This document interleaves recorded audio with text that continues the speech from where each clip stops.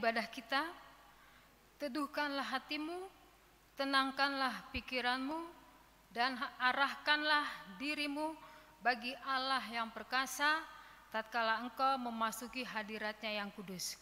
Mari kita bersaat teduh sejenak.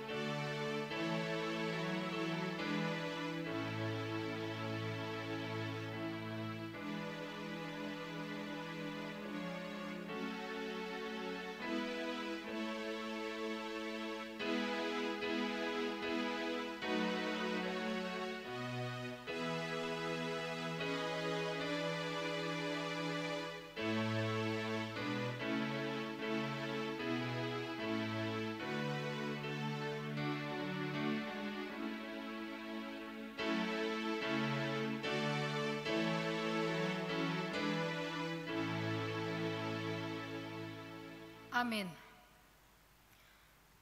Marilah kita berdiri menyambut firman Tuhan sambil menyanyi dari nyanyian Kidung Jemaat 295 bait pertama dan kedua.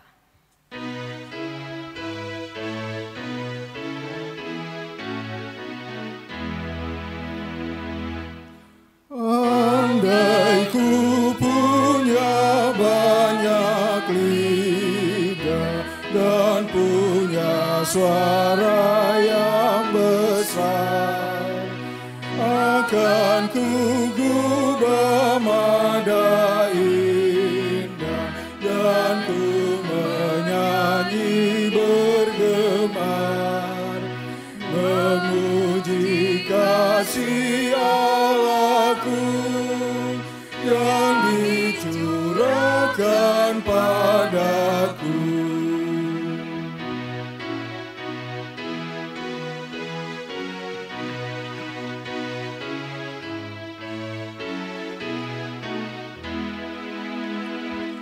Janganlah diam hai jiwaku, engkau ragaku, bangunlah, nyatakanlah kegemaranmu atas berkat anugerah,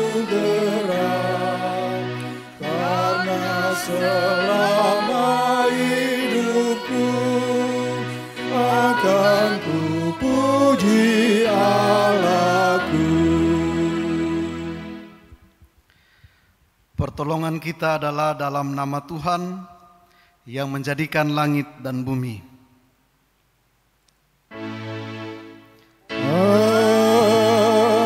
Amin.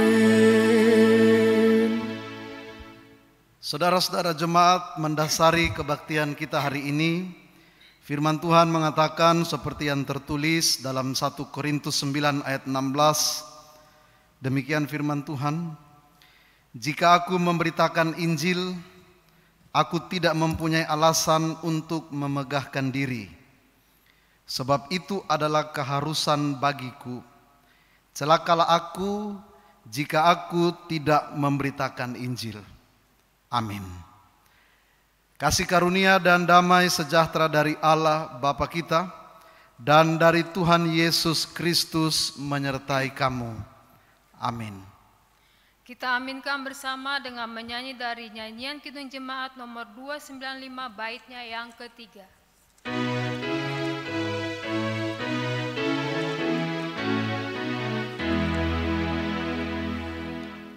Hari beraya, hai belukan, desaukan kegiranganmu.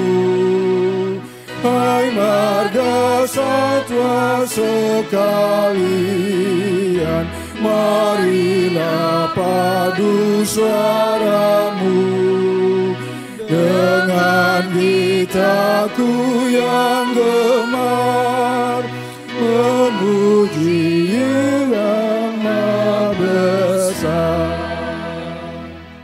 Jemaat dipersilakan duduk kembali. Marilah saudara sekalian dengan rasa sesal dan malu dan dengan segala kerendahan hati kita mengaku bersama-sama akan dosa-dosa kita. Ya Bapa Maha Kudus yang penuh pengasihan, kami mengaku kepadamu seperti kami mengaku satu kepada yang lain bahwa kami telah bersalah baik dalam pikiran, perkataan dan perbuatan maupun dalam kegagalan kami untuk berbuat baik. Diberikan kesempatan kepada Bapak Ibu Jemaat untuk mengakui dosa secara pribadi.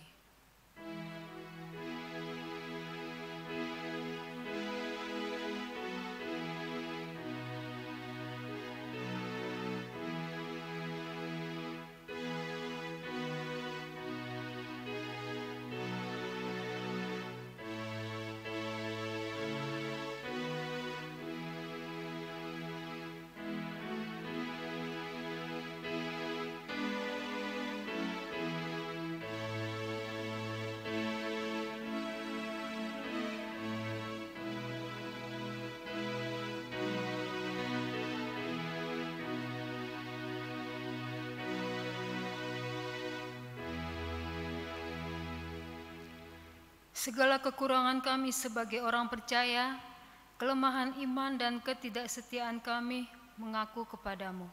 Segala kekurangan kami sebagai jemaat-Mu yang telah Kau kuduskan di dunia ini, salah paham dan kepudaran pengharapan, pementingan diri dan perselisihan, kami mengaku kepadamu. Segala kekurangan kami sebagai gereja yang telah Kau utus ke dalam dunia ini, ketidakjelasan dalam kesaksian kami mengaku kepadamu. Berilah kami pengampunan dan damai sejahtera-Mu ya Bapa, bebaskanlah kami dari dosa-dosa dan baharuilah hidup kami dalam Yesus Kristus, Tuhan dan Juru Selamat dunia. Amin. Tuhan kasihani, Kristus kasihani, Tuhan kasihani kami. Bapak Ibu Saudara jemaat yang dikasihi Tuhan, dengarkanlah berita anugerah pengampunan dosa dari Tuhan yang terdapat dalam Injil Yohanes pasal 3 ayat 17 dan ayat 18. Sebab Allah mengutus anaknya ke dalam dunia bukan untuk menghakimi dunia, melainkan untuk menyelamatkannya oleh Dia. Percaya kepadanya, barang siapa yang percaya kepadanya, ia tidak akan dihukum. Barang siapa tidak percaya, ia telah berada di bawah hukuman, sebab ia tidak percaya dalam nama Anak Tunggal Allah. Di atas janji Tuhan itu, saya selaku hamba Tuhan Yesus Kristus memberitakan bahwa pengampunan dosa sudah berlaku demi nama Allah Bapa, Anak dan Roh Kudus bagi setiap saudara yang dengan sungguh-sungguh menyesal, mengaku kepada Allah dan bertobat dari semua dosanya. Amin. Kita menyanyi dari nyanyian PKJ 126 bait 1 sampai 3.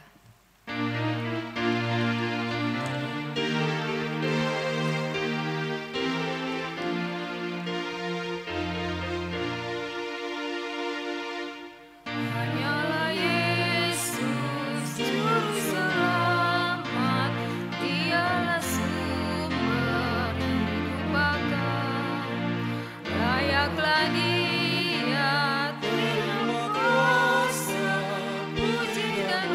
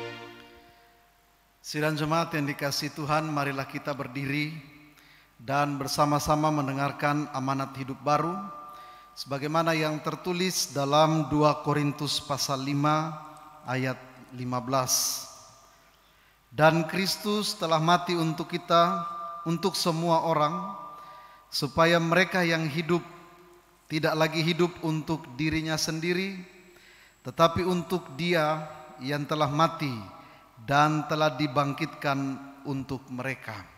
Amin. Kiranya Roh Kudus menolong kita mewujudkan kemuliaan Allah dalam hidup kita dan di seluruh dunia. Kasihani kami ya Tuhan. Jemaat dipersilakan duduk kembali. Mari kita siapkan hati untuk mendengarkan firman Tuhan. Kita bernyanyi dari PKJ 198, bait 1 dan bait yang ketiga.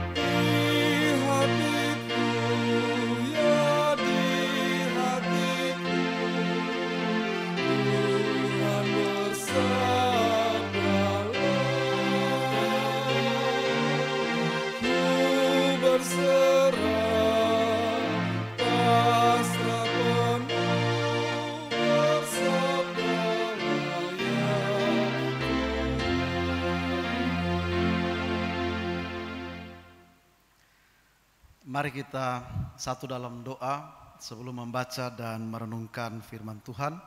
Kita berdoa. Kami bersyukur, kami memuji memuliakan nama-Mu ya Bapa dalam nama Yesus. Karena Engkau sangat mengasihi kami, Engkau terus memelihara kehidupan kami sampai hari ini. Di tengah situasi kondisi yang tidak memungkinkan, yang tidak menyenangkan hati kami, situasi yang sulit, tetapi kami tetap melewatinya dengan kekuatan dari Tuhan sendiri. Saat ini kami yang berkerinduan bersekutu memuji memuliakan nama Tuhan, kami dari rumah kami masing-masing, kami telah siap untuk menikmati makanan bagi rohani kami, yaitu kebenaran firman Tuhan. Tuhan, siapakah kami ini sehingga kami mampu memahami kebenaran firman-Mu dengan benar. Kami mohon pertolongan kuasa Roh Kudus-Mu ya Bapa, dalam kami membaca, kami merenungkan, kami diberikan pemahaman yang benar. Dan dengan pemahaman itu kami dikuatkan dan kami melakukan firman Tuhan dalam kehidupan kami. Ini kami ya Tuhan, mari berfirmanlah bagi kami, karena kami telah siap untuk mendengarkannya. Dalam nama Tuhan Yesus firman yang hidup kami berdoa. Tuhan menyertai kamu. Amin. Bapak Ibu Saudara jemaat yang dikasihi Tuhan, pembacaan firman Tuhan hari ini di hari Minggu tanggal 25 Oktober 2020 terambil dari surat Paulus kepada jemaat di Tesalonika, surat Rasul Paulus yang pertama, 1 Tesalonika pasal 2 ayat 1 sampai ayat 8. 1 Tesalonika pasal 2 ayat 1 sampai ayat 8. Lembaga Alkitab Indonesia memberikan perikop pelayanan Paulus di Tesalonika. 1 Tesalonika 2 ayat 1 sampai ayat 8, demikian firman Tuhan. Kamu sendiri pun memang tahu, saudara-saudara, bahwa kedatangan kami di antaramu tidaklah sia-sia. Tetapi sungguh pun kami sebelumnya seperti kamu tahu telah dianiaya dan dihina di Filipi. Namun dengan pertolongan Allah kita kami beroleh keberanian untuk memberitakan Injil Allah kepada kamu dalam perjuangan yang berat. Sebab nasihat kami tidak lahir dari kesesatan atau dari maksud yang tidak murni dan juga tidak disertai tipu daya. Sebaliknya karena Allah telah menganggap kami layak untuk mempercayakan Injil kepada kami, karena itulah kami berbicara bukan untuk menyukakan manusia, melainkan untuk menyukakan Allah yang menguji hati kita. Karena kami tidak pernah bermulut manis, hal itu kamu ketahui, dan tidak pernah mempunyai maksud loba yang tersembunyi. Allah adalah saksi.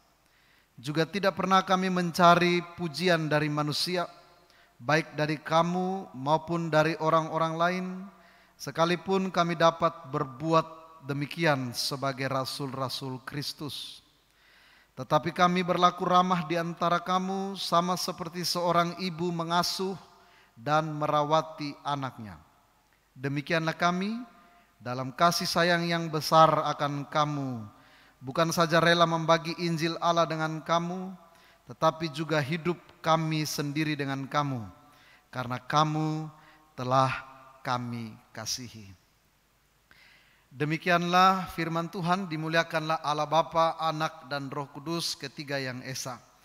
Yang berbahagia ialah mereka yang mendengarkan firman Allah dan yang memeliharanya. Haleluya. Haleluya. Haleluya, haleluya.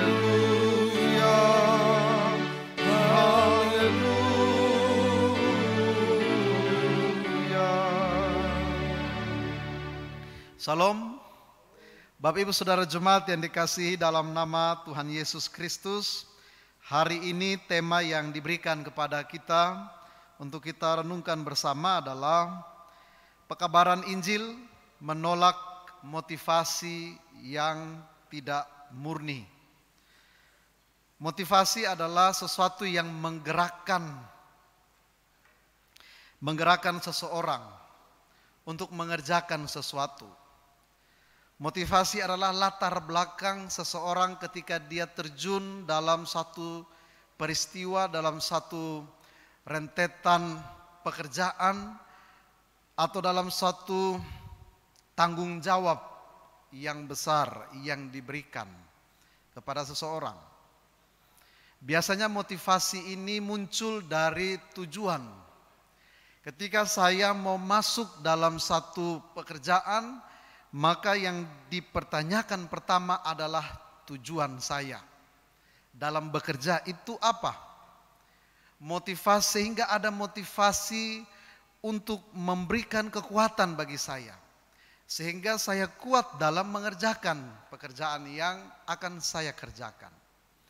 Sehingga Bapak Ibu Saudara, kalau kita lihat motivasi dari awal tidak dibentuk dengan baik, tujuan dari awal tidak memiliki tujuan yang jelas dalam memasuki suatu pekerjaan, maka langkah awal pun tidak jelas, maka ke depan dia tidak akan bisa berjalan dengan mulus. Mungkin awal-awalnya bisa berjalan dengan baik. Mungkin awal-awalnya dia bisa berjalan dengan mulus. Tetapi dalam pertengahan perjalanan itu, dia akan mengalami tantangan, rintangan, dan bagaimana responnya terhadap situasi itu. Itu akan menguji motivasinya, sehingga motivasi dari awal, tujuan dari awal harus jelas. Dalam percakapan pranikah, biasanya pertemuan pertama pendeta akan tanya, apa tujuan saudara menikah? Apa motivasimu dalam membangun sebuah pernikahan? Kalau tujuanmu tidak jelas, lebih baik jangan dulu menikah. Karena apa? Karena kalau tujuanmu tidak jelas, maka dalam perjalanan pernikahan akan juga tidak jelas. Dan kalau tidak jelas, maka kacau. Dan kalau kacau, maka akan terancam berhenti di tengah perjalanan. Bapak Ibu Saudara yang dikasihi Tuhan, hari ini kita akan belajar tentang pekabaran Injil atau pelayanan yang dikerjakan setiap orang percaya. Harus memiliki motivasi yang jelas, harus memiliki berangkat dari tujuan yang jelas. Dan motivasi setiap orang dalam melakukan pekabaran Injil, dalam terjun dalam sebuah pelayanan, motivasinya harus murni, menolak motivasi yang tidak murni. Alkitab memberikan kesaksian bagi saudara dan saya, khususnya dalam perjanjian baru, dalam Injil. Kita perhatikan Bapak Ibu Saudara, ketika murid-murid Tuhan Yesus, ketika dipanggil, mereka diproses, mereka dibentuk sehingga memiliki tujuan yang jelas, memiliki motivasi yang murni. Salah satu contoh, Simon Petrus. Ketika Simon Petrus bersama dengan rekan-rekan Simon Petrus, Andreas dan Yakobus, mereka dalam pekerjaan sebagai seorang nelayan, Tuhan Yesus menghampiri mereka dan panggil mereka untuk menjadi penjala manusia. Pada saat itu, saya percaya bahwa ketika Tuhan Yesus panggil mereka, mereka belum tahu bagaimana perjalanan pelayanan ke depan. Maka ketika Yesus panggil, Yesus butuh jawaban atau respon dari murid-muridnya. Ketika mereka bersedia memberikan hati, memberikan hidup, waktu, maka Tuhan akan membentuk, Tuhan akan memproses setiap tujuan mereka. Dalam perjalanan pelayanannya, Tuhan Yesus terus memproses. Simon Petrus ketika dibandingkan dengan murid-murid yang lain, setiap kali Tuhan Yesus mengadakan percakapan, evaluasi ataupun pengajaran terhadap murid-muridnya, yang merespon dengan berapi-api, yang merespon secara cepat adalah Simon Petrus. Salah satu pertanyaan Tuhan Yesus, ketika Tuhan Yesus tanya kepada murid-muridnya, menurut kamu siapakah aku? Tuhan Yesus menjawab, Simon Petrus menjawab, engkau Mesias dari Allah atau anak Allah. Tuhan Yesus katakan, itu bukan Simon Petrus yang katakan, tapi itu dari Allah. Bapak Ibu Saudara dikasihi Tuhan, apa yang terjadi? Dalam percakapan yang lain, Simon Petrus memberikan jawaban kepada Tuhan Yesus, bahwa kemanapun Tuhan Yesus pergi, dia akan terus mengikuti, bahkan sampai mati.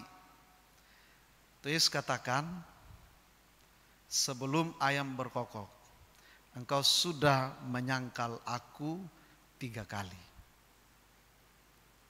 Bapak Ibu Saudara dikasihi Tuhan, apa yang terjadi? Ternyata apa yang dikatakan oleh Tuhan Yesus itu benar. Ketika Tuhan Yesus ditangkap, orang melihat Simon Petrus, mereka semua tandai Simon Petrus sebagai murid yang bersama-sama dengan Yesus. Tapi dia mengatakan, aku tidak kenal orang itu. 3 kali. Di saat itulah motivasi dan tujuan Simon Petrus. Dia sadar bahwa ternyata apa yang pernah dikatakan oleh Yesus benar-benar terjadi pada saat itu. Dia merasakan sedih, dia menangis. Tapi semuanya sudah terjadi. Setelah Tuhan Yesus bangkit, Bapak Ibu Saudara, dia menyatakan, menunjukkan atau menampakkan diri kepada Simon Petrus secara pribadi. Dia memperkuat kembali motivasi, tujuan Simon Petrus dalam melakukan pekabaran Injil atau pelayanan. Tapi saudara, kita perhatikan bahwa ternyata Yesus selalu memperhatikan motivasi, tujuan apa. Yesus katakan kepada Simon Petrus, Simon anak Yohanes, apakah engkau mengasihi aku? Sampai 3 kali. Di saat itu Simon Petrus sadar, pertanyaan pertama, kedua dia menjawab datar. Tapi pertanyaan yang ketiga dia sadar bahwa ternyata standar dia mengasihi Allah, standar dia mengasihi Yesus tidak sama dengan apa yang Tuhan inginkan. Dan di saat pertanyaan yang ketiga Simon Petrus menjawab, aku mengasihi engkau.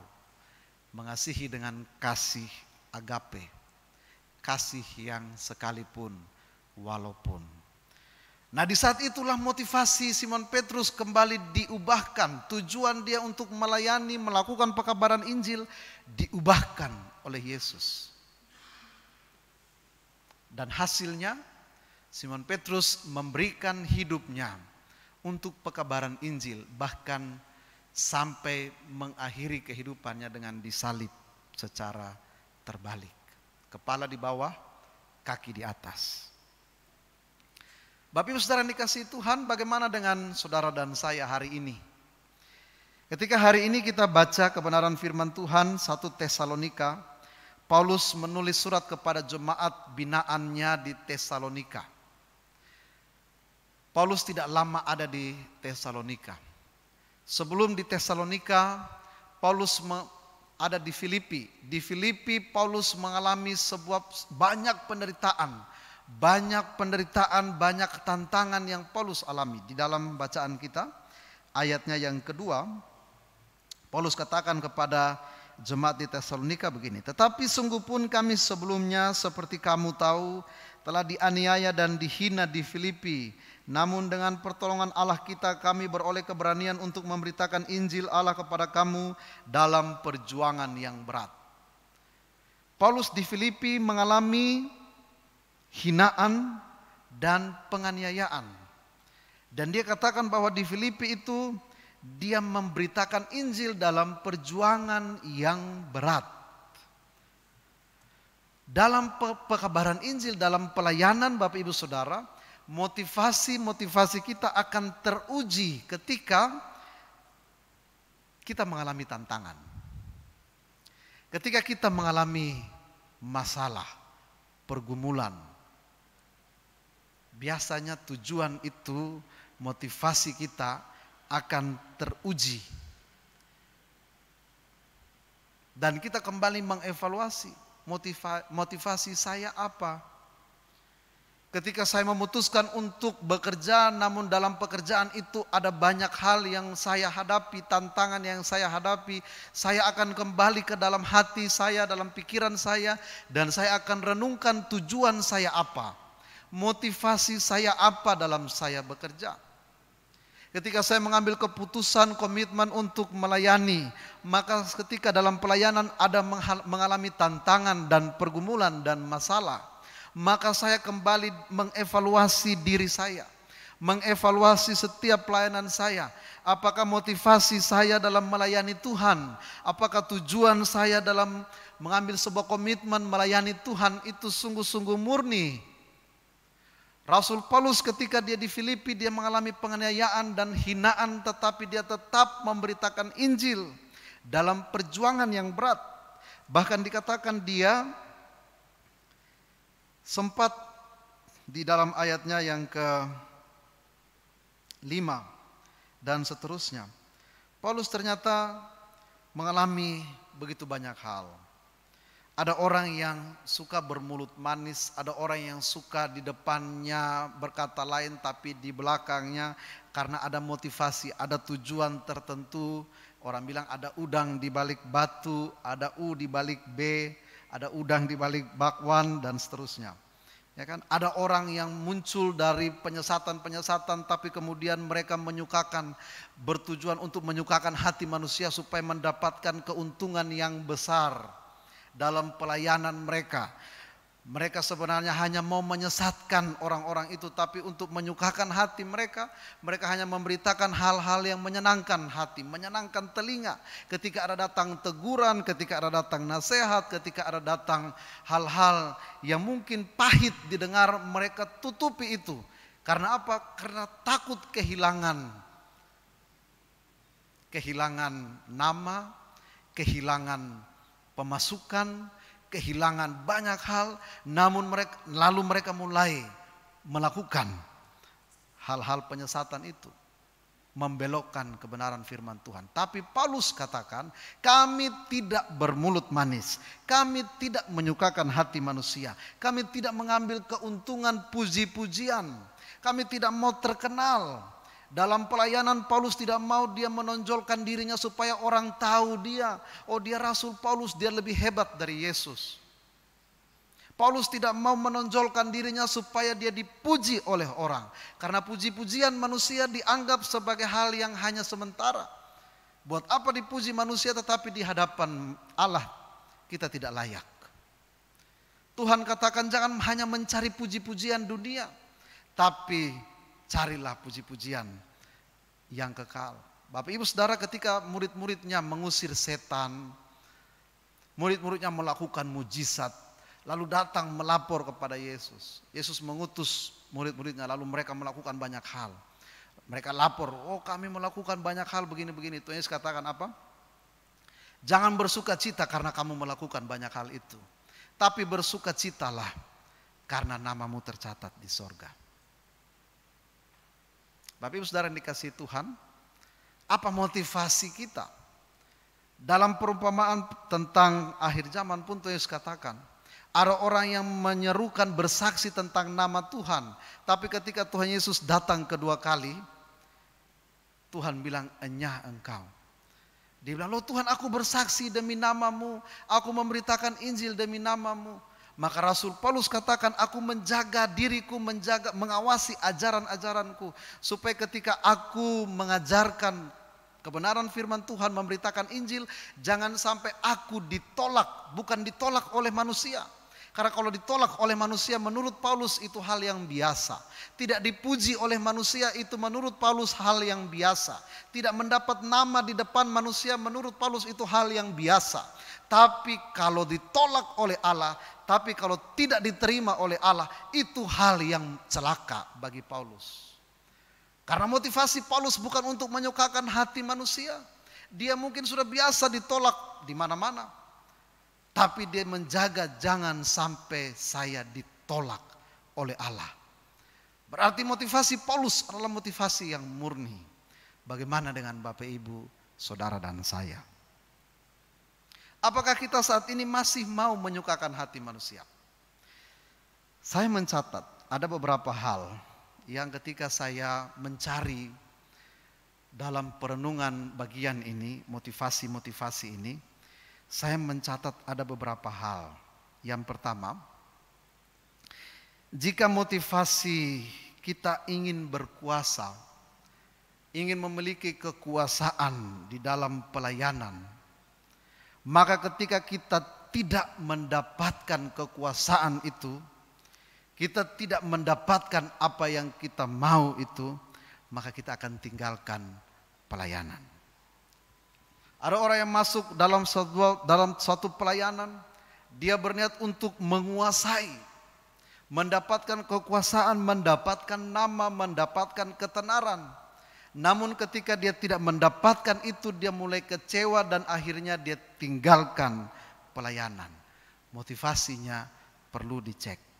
Motivasinya perlu dievaluasi. Yang berikut, yang kedua, jika motivasi supaya orang lain tahu bahwa saya melayani, jika motivasinya hanya untuk dilihat oleh orang banyak, tapi ketika kita tidak dapat respon dari orang banyak itu, maka mulai kecewa. Jatuh-jatuhnya, ujung-ujungnya minta diakui, minta diperhatikan. Saya sudah melakukan banyak hal supaya orang lain itu tahu.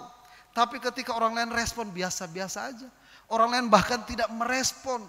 Orang lain bahkan tidak menganggap apa yang sudah kita lakukan. Lalu kemudian kita kecewa. Dan akhirnya perlahan-lahan mundur dari pelayanan. Apa motivasi kita? Yang ketiga, jika motivasi kita dalam melayani hanya untuk mengisi waktu luang, hanya untuk mengisi waktu karena kita menganggur, maka pelayanan tidak akan menjadi prioritas. Akan mudah menghilang dari pelayanan. Ketika dia masih menganggur, dia akan memberikan hidupnya, pekerjaannya untuk melayani. Dia akan memberikan waktunya untuk melayani. Tapi ketika sudah ada kesibukan yang lain, sudah ada dia mengerjakan yang lain, pelayanan menjadi tidak lagi skala prioritas. Lama-lama dia menghilang dari pelayanan. Apa motivasi kita? Jangan motivasi hanya untuk mengisi waktu luang karena masih menganggur. Tapi marilah masuk dengan motivasi yang murni. Yang berikut, yang keempat, jika motivasi karena ada seseorang yang diincar. Nah, dulu waktu di Salatiga ada persekutuan, ada satu komunitas. Ketika ada di dalam komunitas itu, kebanyakan memang ada juga orang tua, tapi kebanyakan memang itu pemuda-pemudi.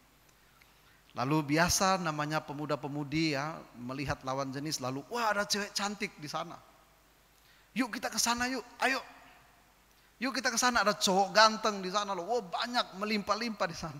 Melimpah-limpah, wajah surga katanya gitu ya. Begitu masuk di sana, wajah-wajah surga itu perlahan-lahan menghilang. Lalu kemudian dia juga mulai kecewa.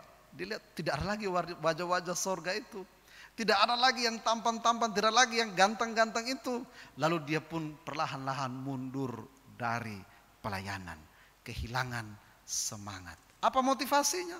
Kalau motivasinya hanya untuk mencari seseorang yang diincar, atau mungkin ada keluarga di dalamnya, lalu kemudian tidak dapat respon, atau mungkin keluarga itu pindah gereja atau pindah komunitas, maka dia juga akan mulai mundur perlahan dan kehilangan semangat. Apa motivasi kita dalam melayani?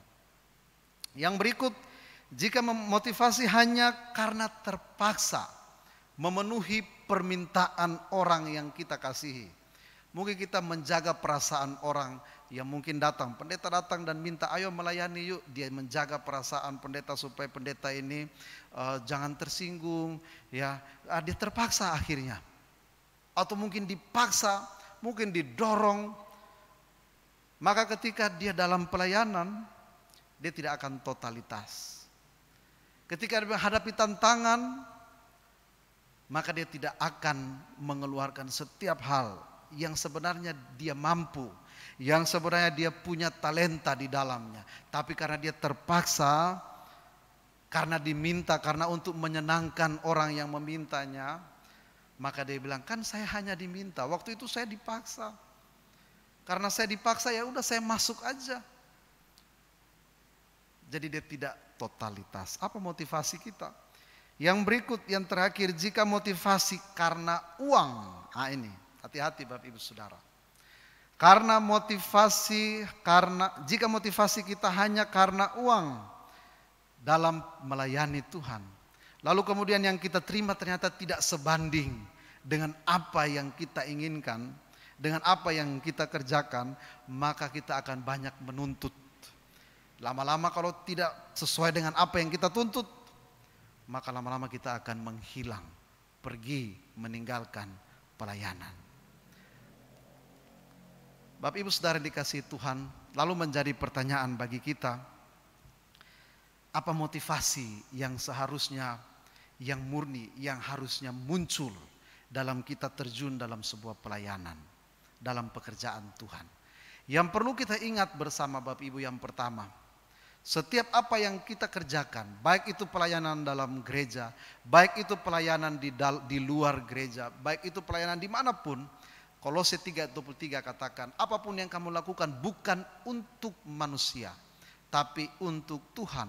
Maka motivasi kita, mari kita lakukan yang pertama, setiap apa yang kita kerjakan ini bukan pekerjaan kita, tapi ini untuk Tuhan. Sehingga ketika tidak dilihat oleh manusia, sehingga itu tidak menguntungkan kita, sehingga itu tidak lagi menjanjikan kita, itu tidak lagi sesuai dengan apa yang kita inginkan, dengan apa yang kita ekspektasi kita tidak akan mundur dalam pelayanan. Yang pertama kita tanamkan dalam hati pikiran kita, bahwa setiap apa yang kita kerjakan adalah untuk Tuhan. Kalau untuk manusia kita kecewa. Tapi kalau kita lakukan untuk Tuhan, Tuhan tidak pernah mengecewakan. Bapak, Ibu, Saudara dan saya, ketika kita melakukan pelayanan, Tuhan akan terus menjaga kehidupan kita. Tuhan akan mencukupkan apa yang kita butuhkan. Bukan hanya kita, tapi keluarga-keluarga. Mungkin Bapak Ibu yang melayani, Tuhan tidak hanya menjaga Bapak Ibu, tapi juga menjaga putra-putri keturunan keluarga Bapak Ibu. Tuhan menjaga, Tuhan pagari. Karena apa? Karena keluarga-keluarga yang melayani Tuhan. Keluarga-keluarga yang takut akan Tuhan. Firman Tuhan katakan, malaikat Tuhan berkemah di sekitar orang yang takut akan Tuhan. Jadi tidak perlu takut. Kalau kita melakukan tugas pekerjaan Tuhan yang mulia, itu bukan suatu hinaan. Ketika kita melakukan dengan sungguh-sungguh untuk mendapatkan berkat dari Tuhan, mari kita lakukan dengan motivasi yang benar. Bapak, Ibu, Saudara, ada seorang hamba Tuhan, Bapak Pendeta Gilbert Lumoindong, katakan begini, melayani itu anugerah. Kenapa melayani itu anugerah? Melayani itu anugerah karena Allah yang Maha Kuasa melibatkan, mempercayakan Bapak, Ibu, Saudara dan saya. Manusia, kita manusia yang terbatas, kita manusia yang lemah, kita manusia yang berdosa. Kita dilibatkan Allah dalam pekerjaan Allah di dalam dunia ini. Maka ini pekerjaan yang mulia. Mari kita lakukan dengan sungguh-sungguh. Jangan kita lakukan dengan setengah hati. Jangan kita lakukan karena kita mendapatkan tidak seperti apa yang kita inginkan, lalu kita lakukan setengah-setengah hati. Kita kehilangan semangat, kita kehilangan pengharapan, kita kehilangan sukacita, kita kehilangan damai sejahtera ketika menghadapi tantangan, ketika menghadapi pergumulan dan masalah, kita kehilangan semuanya. Mari, pelayanan adalah anugerah. Karena Tuhan bisa saja melibatkan siapapun. Ketika Saul mengecewakan hati Tuhan, Tuhan langsung pilih Daud ganti Saul. Karena apa? Tuhan bisa pilih siapapun. Ketika Yesus mau masuk ke Yerusalem, orang bersorak-sorak, lalu ada orang yang bilang apa? Suruh mereka diam. Yesus katakan, kalau mereka diam, batu-batu ini akan gantian memuji Allah. Berarti kalau manusia menolak untuk memberitakan Injil, manusia menolak untuk terjun dalam pelayanan, bukan berarti Tuhan kehilangan. Tuhan bisa pakai siapapun untuk melakukan tugas pekabaran Injil. Sehingga ketika Tuhan percayakan Bapak, Ibu, Saudara dan saya, itu adalah anugerah. Itu adalah satu kehormatan. Itu adalah satu penghargaan yang betul-betul mulia di mata Tuhan. Dan mari kita hargai itu.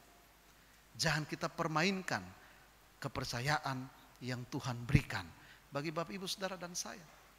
Ketika yang mulia itu dipercayakan kepada kita yang berdosa ini, yang lemah ini, yang tidak layak ini, Tuhan percayakan itu.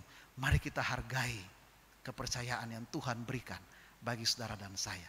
Masukilah setiap apa yang kita lakukan dengan motivasi yang murni, bukan untuk menyukakan hati manusia. Kenapa Rasul Paulus di ayat 7 dan ayat 8 dia katakan, bukan hanya membagikan Injil, tapi juga membagikan hidupnya bagi jemaat di Tesalonika. Membagikan hidup artinya dia memberikan waktunya, memberikan pikirannya, memberikan setiap apa yang dia punya. Dia tidak menggantungkan hidupnya kepada jemaat. Dia tidak mau mengambil keuntungan bagi pribadinya dari jemaat, dari setiap apa yang dilakukan. Kenapa Paulus bisa melewati semuanya itu? karena dia sudah mengalami perjumpaan pribadi dengan Allah. Kita tahu latar belakang Paulus seperti apa. Dari Saulus diubahkan menjadi Paulus. Maka setiap kita, Bapak Ibu Saudara dan saya, mari kita juga alami perjumpaan pribadi kita dengan Allah. Sehingga apa yang dipercayakan Allah bagi kita, pekabaran Injil, pelayanan yang kita lakukan dimanapun kita berada, mari kita lakukan dengan motivasi yang murni. Dasarnya apa? Karena ini pekerjaan Tuhan. Dia mau melibatkan Bapak Ibu Saudara dan saya dalam pekerjaan yang mulia ini, yang terhormat ini, yang berharga ini. Dan kita sudah mengalami perjumpaan dengan Allah. Mari awali pelayanan dengan mengalami perjumpaan pribadi dengan Allah. Tuhan Yesus memberkati Bapak Ibu Saudara jemaat. Amin. Kita bernyanyi dari PKJ 200, kita nyanyikan 2 kali.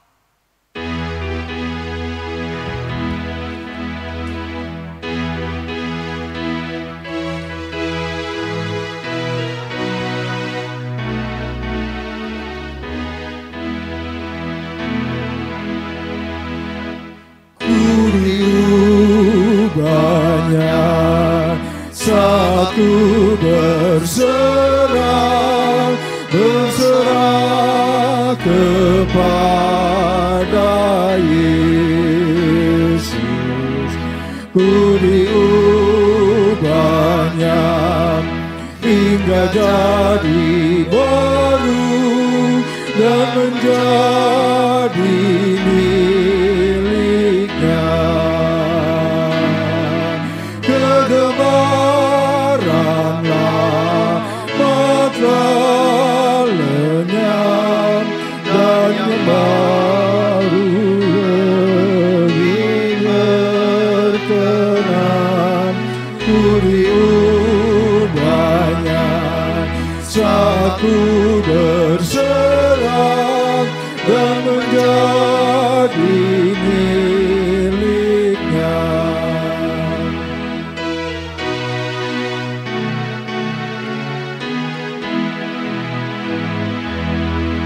Ku diubahnya satu berserah kepada Yesus. Ku diubahnya hingga jadi baru dan menjadi miliknya. Kegemaran lama telah lenyap dan yang baru lebih berkenan. Ku diubahnya satu berserah dan menjadi miliknya. Bapak Ibu jemaat yang dikasihi Tuhan, mari kita bangkit berdiri dan kita mengucapkan serta mengikrarkan pengakuan iman yang am dan rasuli sambil berkata, Aku percaya kepada Allah, Bapa yang Maha Kuasa, Halik langit dan bumi, dan kepada Yesus Kristus, Anaknya yang tunggal Tuhan kita, yang dikandung daripada Roh Kudus, lahir dari anak darah Maria, yang menderita di bawah pemerintahan Pontius Pilatus, disalibkan, mati dan dikuburkan, turun ke dalam kerajaan maut. Pada hari yang ketiga, bangkit pula dari antara orang mati, naik ke surga, duduk di sebelah kanan Allah, Bapa yang Maha Kuasa, dan akan datang dari sana untuk menghakimi orang yang hidup dan yang mati. Aku percaya kepada Roh Kudus, gereja yang kudus dan am, persekutuan orang kudus, pengampunan dosa, kebangkitan daging, dan hidup yang kekal. Amin. Bapak Ibu dipersilakan duduk kembali. Sidang jemaat yang dikasihi Tuhan, mari kita satu dalam doa, kita berdoa. Bapa, dalam nama Yesus, terima kasih untuk persekutuan kami hari ini. dari rumah kami masing-masing. Kami bersyukur untuk kebenaran firman Tuhan yang kembali menyegarkan, menguatkan kami. Kami mengevaluasi kembali motivasi kami, tujuan kami dalam melayani, dalam mengerjakan setiap apa yang kami kerjakan dalam kehidupan kami, baik dalam persekutuan gerejamu, baik itu di tempat kami sekolah, di tempat kami kuliah, di tempat kami bekerja, dimanapun kami berada. Kami melakukan dengan motivasi, dengan tujuan yang benar dan yang jelas. Kami bersatu hati, kami bersyukur atas kebenaran firman Tuhan. Kami belajar dari motivasi Rasul Paulus. Dia memiliki motivasi yang murni, bukan untuk menyukakan hati manusia dengan bermulut manis. Dia tidak ada unsur apapun, dia tidak ada motivasi yang tidak benar. Tetapi dia hanya mau menyukakan hati Tuhan.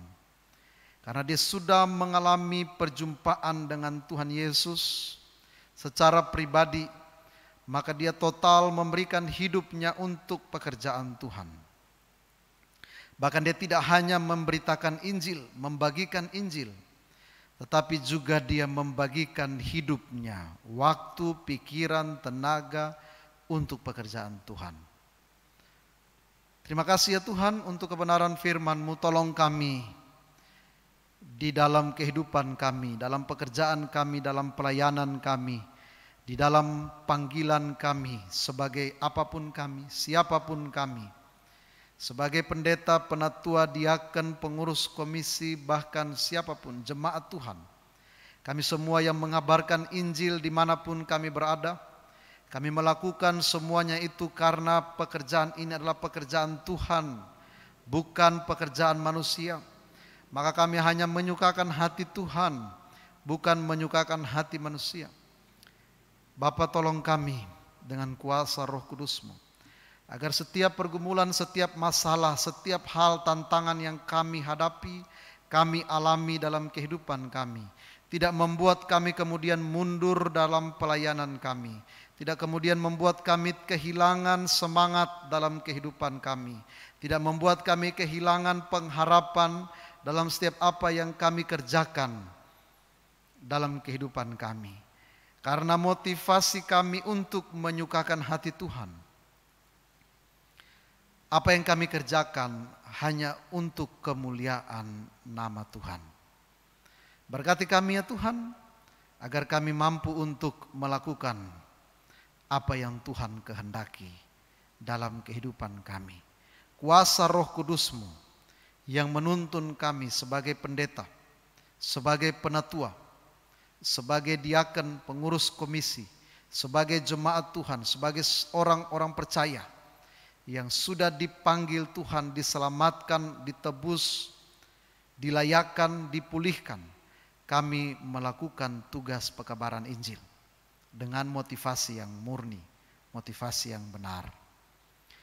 Bapa, dalam nama Yesus, hari ini dari rumah kami masing-masing, kami berdoa menaikkan syafaat kami di hadapan Tuhan. Mari Bapa, Engkau yang mendengar setiap doa, permohonan, ungkapan syukur kami, dan Tuhan yang menjawab sesuai dengan kehendak Tuhan sendiri. Bersatu hati saat ini kami berdoa untuk gereja-gereja Tuhan di seluruh Indonesia. Kami berdoa untuk gereja Kristen Ekumene di Indonesia, GKO. Kami berdoa untuk majelis sinode GKO, dari ketua umum bahkan sampai biro tim yang ada di tingkat sinode. Kami bersatu hati berdoa untuk hamba-hamba Tuhan yang saat ini Tuhan percayakan untuk melakukan pelayanan sebagai pendeta, sebagai penatua dalam sinode GKO. Bersatu hati kami terus mendukung di dalam doa bagi hamba Tuhan Bapak Pendeta Emeritus Bob Siahaya yang saat ini dalam pemulihan, dalam perawatan bersama dengan istri dan anaknya. Kami serahkan keluarga hamba Tuhan ini dalam tangan Tuhan. Begitupun Ibu Pendeta Ika Carolina, juga Tuhan berkati dalam pemulihannya. Dia terus dipelihara oleh Tuhan, terus dipulihkan oleh Tuhan Yesus. Dan di atas semuanya itu nama Tuhan dipuji dan dimuliakan. Terima kasih ya Tuhan, kami bersatu hati berdoa bagi Biro Sarpras GKO yang mana saat ini berjuang untuk pengadaan gedung kantor sinode. Kami bersatu hati berdoa untuk lahan di daerah Cilengsi yang mana saat ini kami terus berjuang untuk membangun gedung kantor sinode GKO. Biar Bapak yang berkati setiap usaha pencarian dana apa yang dibutuhkan oleh Biro Sarpras, oleh gerejamu GKO. Biar Tuhan yang memberikan, Tuhan yang mencukupkan. Terima kasih ya Tuhan, kami berdoa untuk gereja Tuhan GKO Jemaat Bekasi 1. Hamba-hamba Tuhan yang Tuhan percayakan untuk melakukan tugas pelayanan di tengah jemaat Tuhan. Kami berdoa untuk gembala sidang, para penatua, diaken, pengurus komisi, kostor, tata usaha. Kami berdoa untuk organis, kantoria, tim multimedia. Kami berdoa untuk panitia Natal GKO Bekasi 1 tahun 2020. Kami berdoa Tuhan untuk lomba dalam rangka menyambut Natal, lomba antar keluarga. Kami berdoa Tuhan memberkati segala persiapan keluarga-keluarga jemaat-Mu dalam memeriahkan, dalam menyambut Natal. Kami di tengah situasi sulit ini, kami terus bersyukur, bersuka cita, merayakan, memperingati kelahiran Kristus ke dalam dunia. Dan di tengah situasi ini, kami terus menikmati kehadiran Tuhan di dalam persekutuan kami. Yang berdoa untuk panitia Natal, acara yang sudah dibentuk, acara yang sudah disusun, bahkan sampai saat ini terus diusahakan, memberikan yang terbaik untuk pekerjaan Tuhan. Kami berdoa untuk dana, kami berdoa untuk setiap alat-alat multimedia yang kami butuhkan, yang kami gunakan. Kami berdoa Tuhan yang memberkati, semuanya itu menjadi alat dalam tangan Tuhan untuk pekerjaan Tuhan dalam acara Natal boleh berjalan dengan baik. Yang bersatu hati berdoa ya Tuhan untuk Yayasan Barzilai Karya Kasih. Kami terus mendukung di dalam doa. Kurang lebih 400 juta harus kami usahakan dalam rangka pelepasan tanah di belakang gereja. Yang bersatu hati berdoa biar Tuhan yang terus memberkati apa yang kami butuhkan, Tuhan yang cukupkan. Karena ketika kami datang dengan motivasi yang benar, kami datang dengan tujuan yang benar, maka Tuhan Engkau pasti akan memberkati setiap pekerjaan kami. Terima kasih Tuhan Yesus. Saat ini Bapa kami bersatu hati berdoa, menyerahkan rencana peneguhan sidi bagi gereja Tuhan, bagi anak-anak Tuhan, 26 anak Tuhan di hari Minggu tanggal 29 November.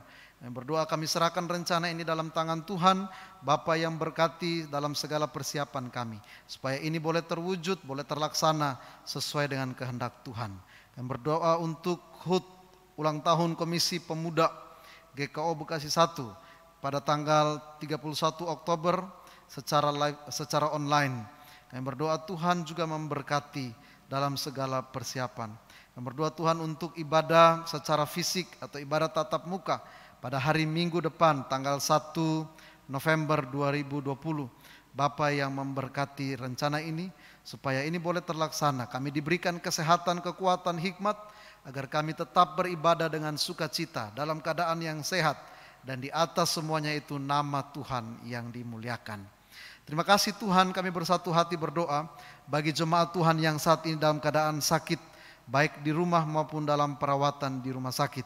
Bersatu hati kami berdoa untuk Ibu Penatua Joyce Talahatu, Ibu Sukamto, Nyonya Stompul Boru Silitonga, Nyonya Panjaitan Boru Nababan, Ibu M Turnip Saragi, Nyonya Nenggolan Boru Siburian, Bapak dan Ibu M Tumanggor, Ibu Diaken Suhartini Tandiawi, Bapak M Pangaribuan, Ibu Dema Boru Simbolon, Adik Audrik Apitulei, Ibu Eviane Binyola, dan Bapak Sarman.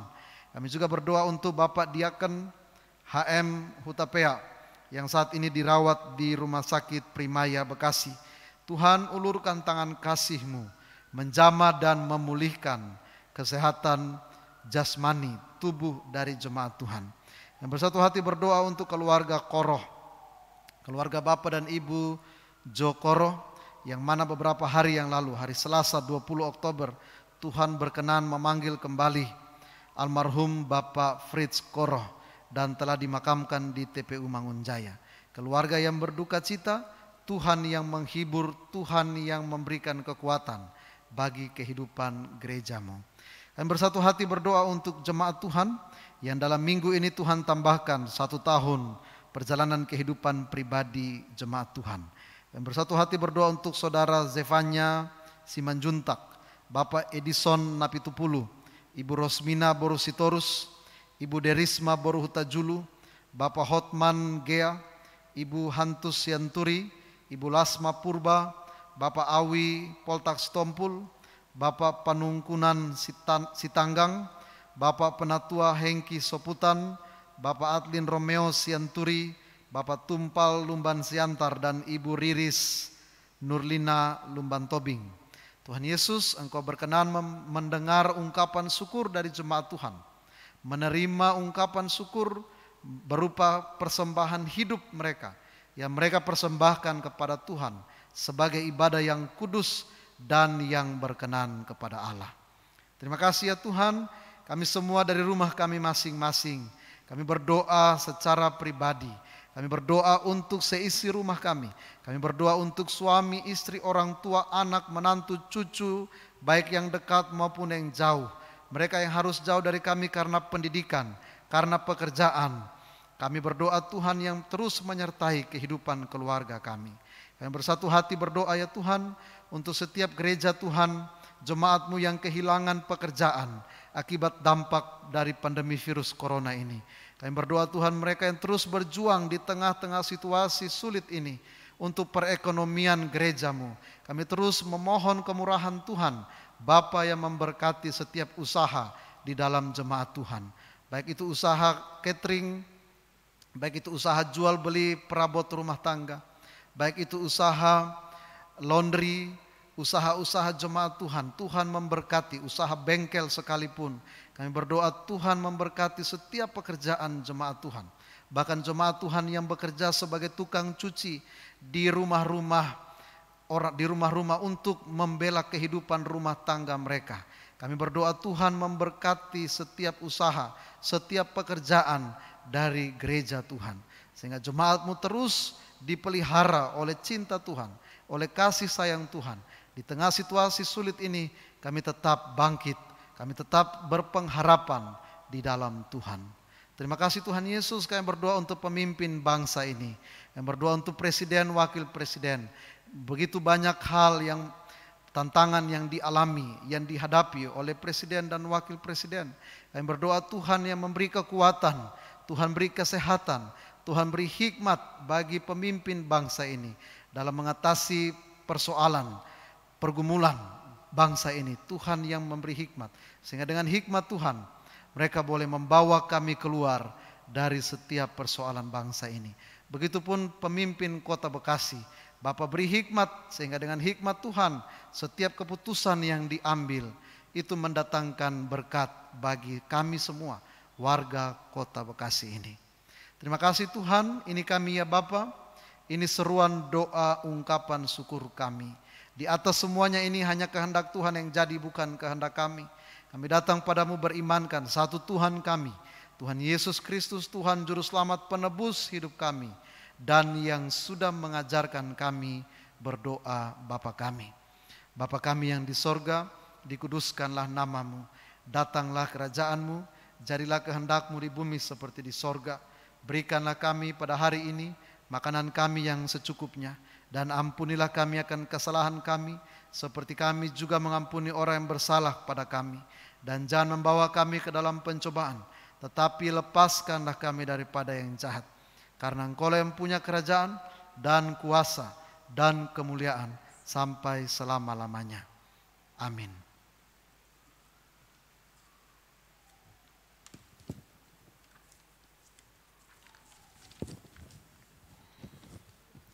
Bapak Ibu jemaat yang dikasihi Tuhan, marilah kita mengucap syukur kepada Tuhan dengan persembahan kita, sambil mengingat kata Alkitab yang terdapat dalam Matius 5 ayat 23 sampai dengan 24. Demikianlah bunyi firman Allah. Sebab itu, jika engkau mempersembahkan persembahanmu di atas mezbah, dan engkau teringat akan sesuatu yang ada dalam hati saudaramu terhadap engkau, tinggalkanlah persembahanmu di depan mezbah itu, dan pergilah berdamai dahulu dengan saudaramu, lalu kembali untuk mempersembahkan persembahanmu itu. Amin. Sambil kantong persembahan diedarkan, kita menyanyi dari PKJ 264 bait 1 sampai 3, dan setiap bait diselingi oleh instrumen.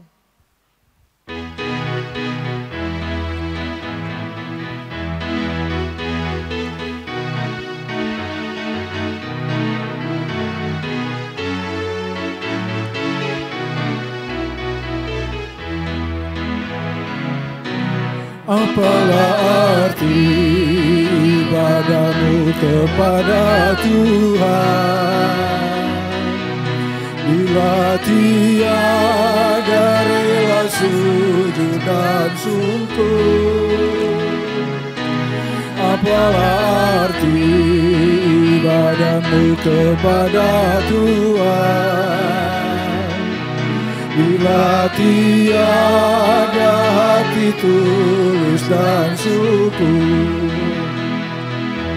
Ibadah sejati jadikanlah persembahan, ibadah sejati kasihilah sesamamu. Ibadah sejati yang berkenan bagi Tuhan, jujur dan tulus ibadah murni bagi Tuhan.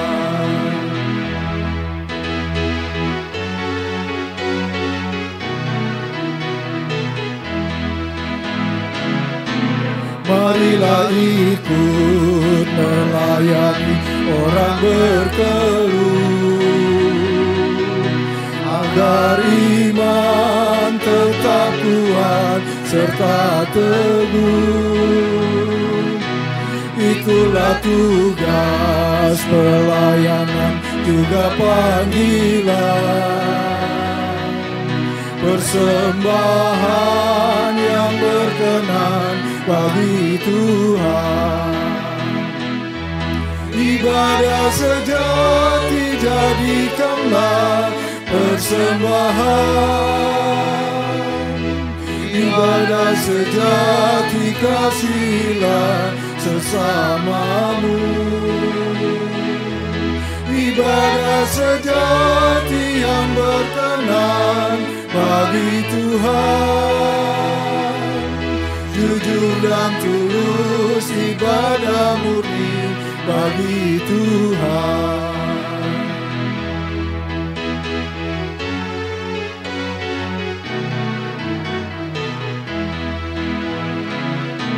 Berbahagia orang yang hidup beribadah, yang melayani orang susah dan lemah, dan penuh kasih menolong orang yang terbeban. Itulah tanggung jawab orang beriman. Ibadah sejati jadikanlah persembahan, ibadah sejati kasihilah sesamamu. Ibadah sejati yang berkenan bagi Tuhan, jujur dan tulus ibadah murni bagi Tuhan. Bapak Ibu jemaat yang dikasihi Tuhan, marilah kita mengucap syukur dalam doa kita. Mari kita berdoa. Ya Tuhan, terimalah persembahan syukur kami ini, yaitu dari umat yang telah Tuhan selamatkan. Jadikanlah persembahan syukur ini menjadi suatu berkat dan pelayanan kasih dan keadilan. Amin. Sidang jemaat yang dikasihi Tuhan, marilah kita kembali menjalani kehidupan kita dalam sejahtera dalam kehidupan kita setiap hari. Lakukan apa yang kita kerjakan bukan untuk manusia tetapi untuk kemuliaan nama Tuhan. Kita bernyanyi dari Kidung Jemaat 426 bait 1 dan bait yang kedua.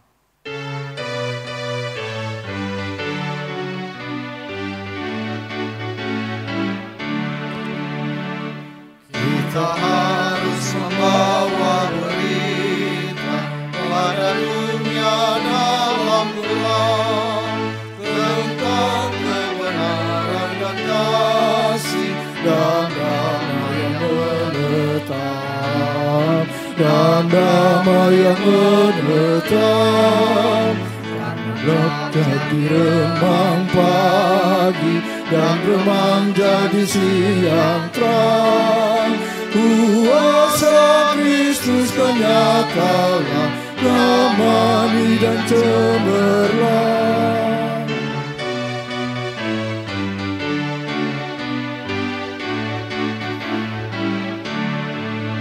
Kita harus menyanyikan kita, melembutkan hati keras, supaya senjata iblis remuk dan segera lepas, remuk dan segera lepas. Karena gelap jadi remang pagi dan remang jadi siang terang. Kuasa Kristus kan nyatalah, damai dan cemerlang.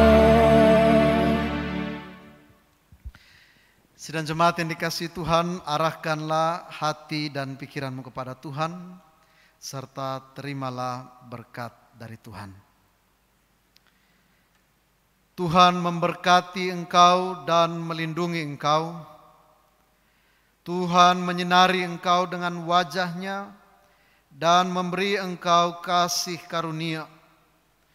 Tuhan menghadapkan wajah-Nya kepadamu dan memberi engkau damai sejahtera. Amin. Amin. Amin.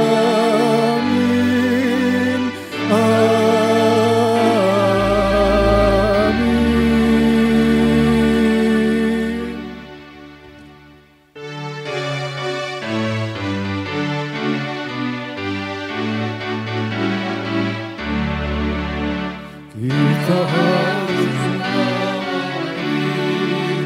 ada ilmu walau